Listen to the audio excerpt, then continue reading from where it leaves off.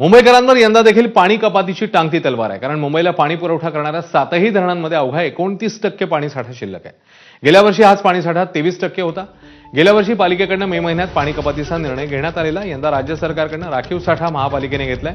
मध्ये अद्याप महापालिकेकडून कपातीचा निर्णय झाला नाहीये. वाढतं तापमान आणि पुरवठ्याची मागणी पाहता यंदाही पाणी कपातीचं संकट येईल असं दिसतंय.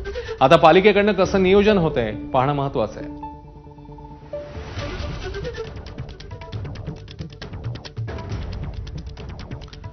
तर मुंबईला पाणी पुरवठा करणाऱ्या धरणांमध्ये किती टक्के पाणीसाठा शिल्लक आहे ते बघूया.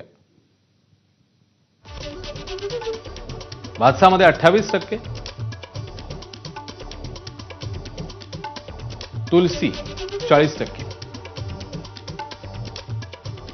विहार 40%, तर तानसा 23%, मध्य वैतरणा 35%, मोडक सागर 22% आणि अपर वैतरणा 31% पाणीसाठा हा शिल्लक आहे.